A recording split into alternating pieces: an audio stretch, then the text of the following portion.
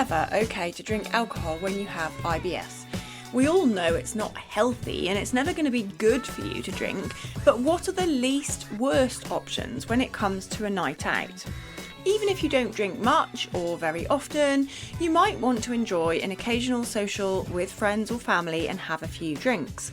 In this episode of the Inside Knowledge podcast, I'll be sharing my thoughts on alcohol and IBS and how to mitigate the impact of drinking on your gut health.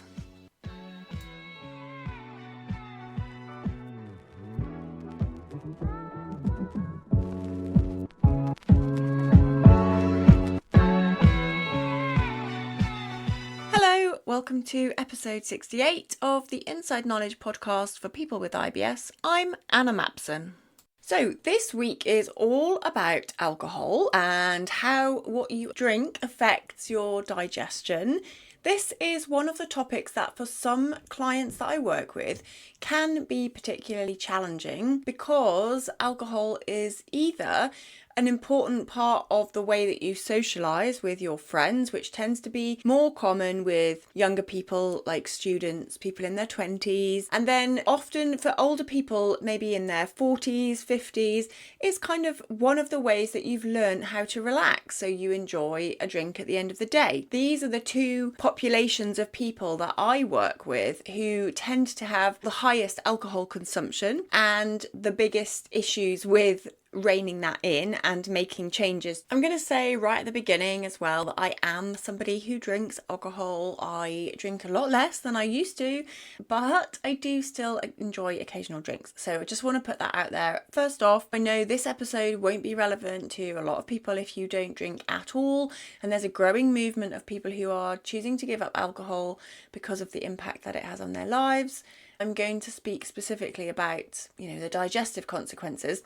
But I also just wanted to acknowledge that there's obviously financial implication of drinking a lot. There's also mental health implications of what it feels like to be disinhibited frequently and how you come to rely on it in social situations. So that's another whole topic. Today, let's just focus on some of the things that it can do to you.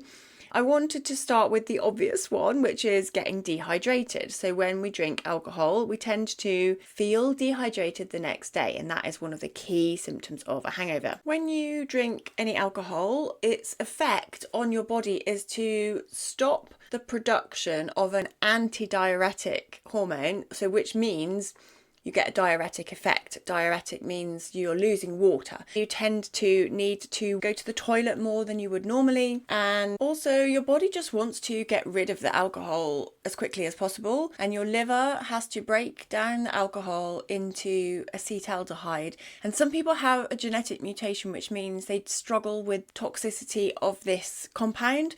And so that might be why some people have a predisposition to quick flushing, like you just have a couple of sips of wine and you're already really red in the face, maybe feeling a bit giddy or fuzzy headed. So some people will respond much quicker to alcohol because of the way that your liver works. Some people just don't respond well to it. The reason this is an issue in people who've got IBS is that if your liver's already processing a higher amount of things, it's just working extra time because you've either got bacterial overgrowth, maybe you're slightly dehydrated, you're low in key nutrients like zinc or iron or other things that just mean your organs aren't functioning as well as they could. When you're adding alcohol into that, it can just give you a bit of a struggle to detox it. And we know that people who abuse alcohol over time will get cirrhosis of the liver and actually get damage to the cells, the cell death that can lead to liver failure in extreme situations.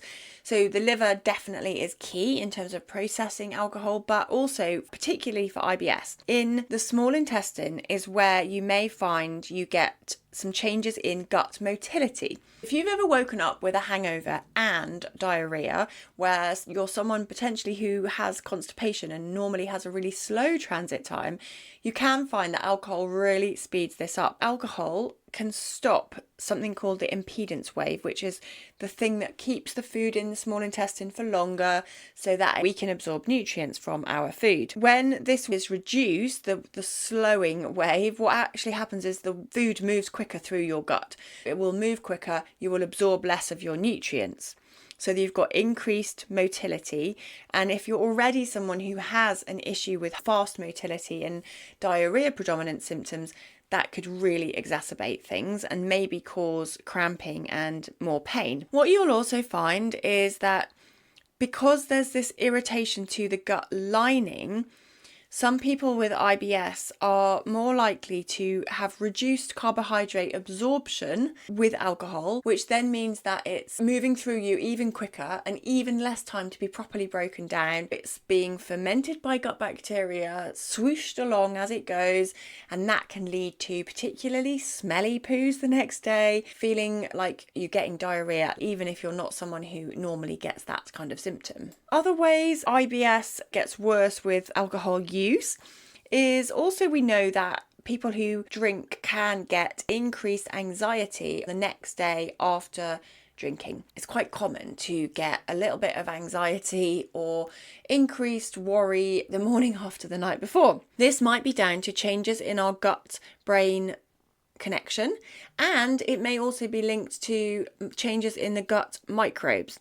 So we know that certain gut microbes can be altered in the short term by high alcohol use, like if you've had a big night out, and that in itself can travel to your brain and change your mood, change your feelings of anxiety. There's a connection there. Obviously, the more anxiety we have, then that can also increase gut symptoms. Like once we feel more anxious, we start to get changes in our digestive speed and also can heighten an awareness of pain. So those things often go hand in hand. If you think about alcohol, it's like sometimes used as hand sanitizer. Alcohol kills off bugs. When we've got high levels of alcohol in the gut, it can also reduce microbes in the short term.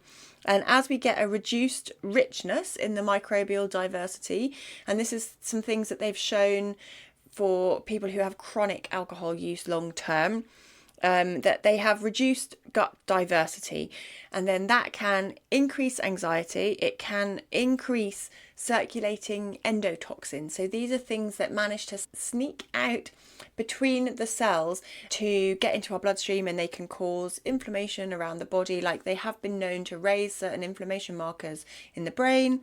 It's a real two-way street between the gut and the brain. And also, I know I'm getting a long list of things here, but carrying on, I've just got a couple more things to do. So the permeability is also likely to increase with alcohol use. So that means there's tight junctions between your gut cells, slightly loosen when they're irritated by high alcohol usage, which means you get more of those endotoxins circulating around.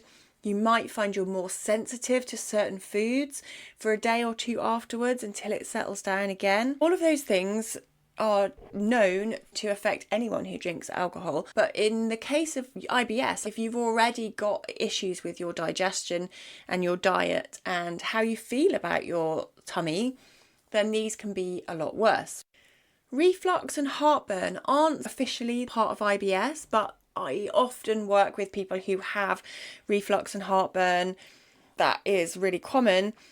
And also alongside things like small intestine bacterial overgrowth, particularly, I see a link between those two quite commonly in my practice. We know when we drink alcohol, it weakens the lower esophageal sphincter. That's the little door at the top of your stomach that links onto your esophagus. Food should only be going downwards. We don't want anything coming back up. But when that little door is opened, that means that acid can sneak back up, particularly if you are lying down as well. So it can weaken that valve and allow acid back up. So you might get increased heartburn, and alcohol can increase acid secretion in the stomach. Then you've got more acid to come back up. So often that's another common thing as well, especially when people are drinking quite a bit, you might get more acid production. And like I said, that lower esophageal sphincter weakening, which means the acid's got more chance of burning your esophagus. So if none of those things has put you off having a drink now and again, then I want to go through now a little bit about what particular drinks are better or worse, and what you can do to mitigate some of the effects. Generally, there is no perfect IBS alcoholic drink, and for a number of reasons. With wine, things that are fermented tend to be a little bit higher in FODMAPs, which means they're more likely to cause issues like bloating, pain, diarrhea, gas, etc. Even if you're not familiar with the low FODMAP diet, or you're not interested in looking at it, it's helpful to understand the limits that they put around safe levels to have a drink. Generally, with wine, they suggest 1 small glass of white or red wine should be okay. Shouldn't really give you too many problems. It's when you have more than that that you're going to potentially get higher levels of your IBS flare-ups. When I say a small glass, what the Monash University, who created the low FODMAP diet, say is 150 grams, which is around 150 millilitres, and that is a small glass of white or red wine. With beer, it's very small. It's only 330 millilitres, so that is a really small can of beer. It's not a whole pint.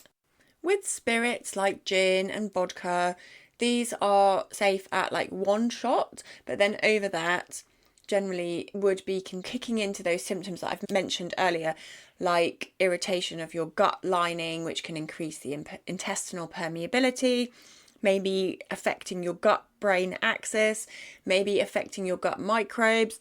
Like, these are all things that we take into account: the higher amount of alcohol you have in one sitting, or the frequency with which you have that alcohol. With spirits, the other thing to be aware of is rum is particularly high FODMAP and isn't advised.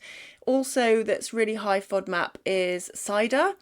That is, very sweet. It's got high sugar and generally tends to set off people's symptoms worse than beer. The issue is with spirits is, what are you going to mix it with? Because all of those things tend to also be IBS triggers for some people, not for everyone.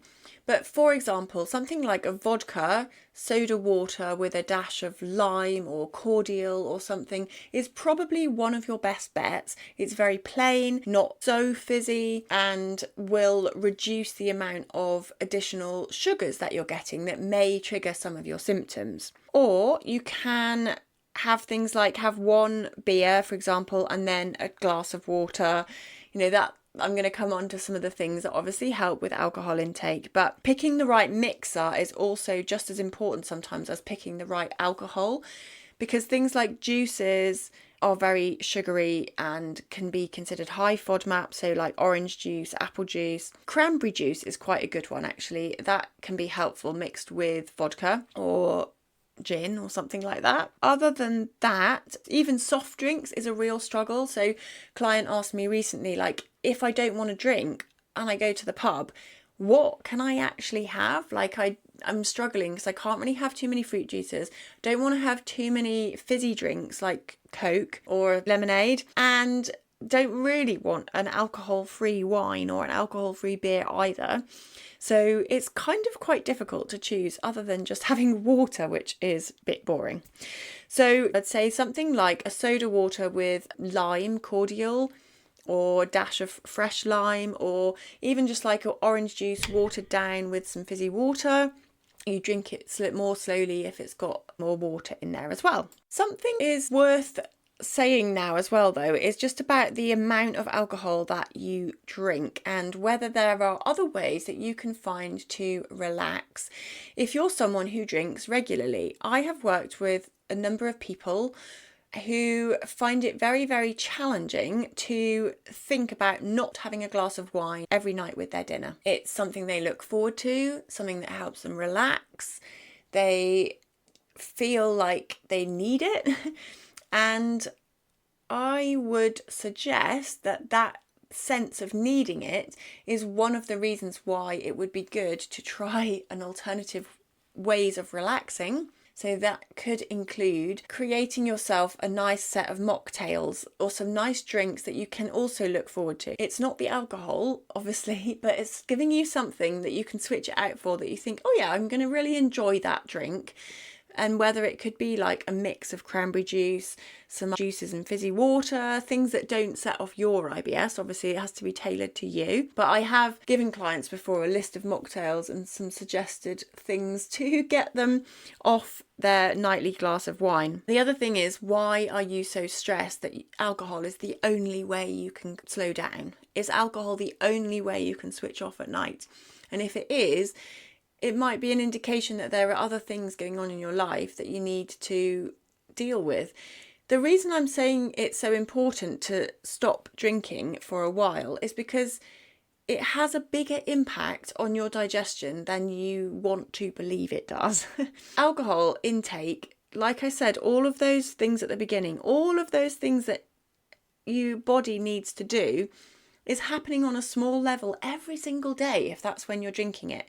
It's not just happening for people who go binge drinking and drinking half a bottle of wine and 5 pints. And, that's one end of the spectrum. But there's also the people who are drinking every single day to help them relax. And just what's 1 or 2 beers or what's 1 glass of wine every day? Try to think about why it is you find it so difficult to give it up. And I know, particularly in Britain, we have quite a complicated relationship with alcohol.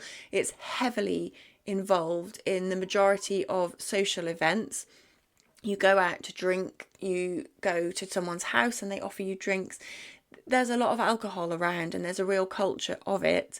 And so it's particularly difficult to talk about or think about your relationship with it, and to potentially admit that you have a reliance on it more than you would like to admit to. So what are the guidelines that you should be keeping to? Well, ideally you want to have less than 14 units per week. That is not a target, it's less than that. That is the absolute maximum that is recommended to have. And they also say if you are regularly drinking 14 units of alcohol a week, it should be spread over 3 days. You shouldn't be binging 14 units in one day. And you should be having at least 3 alcohol-free days per week. And that is in order to give your liver a rest, to give your gut a rest, and your brain a rest. So unless you're doing all of those things, I would look at the guidelines for drinking, and Drink Aware have a really good drinks calculator where you can look up the exact amounts of alcohol that you're having every week or every day and start to make some calculations about how far away you are from the guidelines. Just roughly though, if you don't know how much alcohol is in a common drink, 1 pint is around 2 units. 1 shot of vodka or something is 1 unit. 1 glass of wine, which is about 175 millilitres, is 2.3 units. And then 1 very small glass of champagne is 1.5 units. So generally, 14 units could equate to 6 small-ish glasses of wine, and they are quite small. 175 millilitres of wine is small. If you're at home pouring your own wine, I would almost guarantee you are pouring a large glass of wine every single time, because the smallness of it may surprise you. 14 units equates to 6 pints for the whole week, or 6 small glasses of wine for the whole week. If you have a large glass of wine, that is equivalent to 2 smaller glasses of wine. So you can see how quickly that adds up and how it's easy to overshoot that 14 units per week maximum. So you probably know already there's lots of things you can do to slow down your alcohol intake when you are drinking, including drinking water whilst you're also drinking the alcohol, and that can help to mitigate the dehydration that we talked about. Your liver processing the alcohol. It also ensures there's water around in your body to help with that. Also, just really slowing down your drinking, so trying to not drink it all particularly quickly. Drinking on an empty stomach also increases the rate at which alcohol is absorbed. So drinking with a meal or after a meal will mean that the alcohol hits your blood level a little bit more slowly. This doesn't mean that you get less alcohol. I know some people think, oh, well, I've had it with a meal, almost like it doesn't count.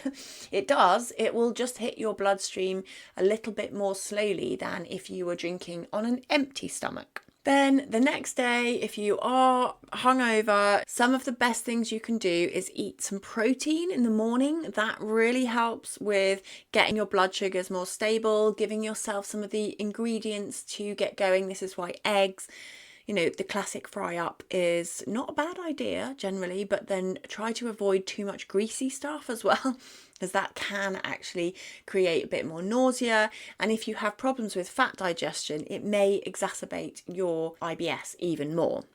So other things that are helpful could include obviously drinking and water and rehydrating, making sure that you are getting some good electrolytes. That's why some people like to drink like a Lucozade in the morning. Electrolyte drinks helps you get that potassium, sodium in, which retains the water and just means that you're using it as best you can, but it's not essential. Some vitamins and minerals that get depleted with high alcohol usage include B vitamins and zinc, and so you might want to top up your intake of those, although they can be widely available through eating a good balanced diet. So lots of protein the next day to try and fill yourself up, give yourself the ingredients to repair.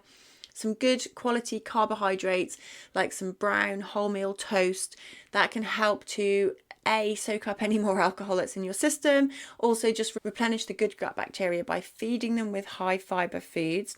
But for some people where you've got an intolerance to those high FODMAP foods like brown bread, maybe try things like rice, things that are quite plain. Oats can be good because they're soft, easy to eat. So you want things that are going to make you feel better.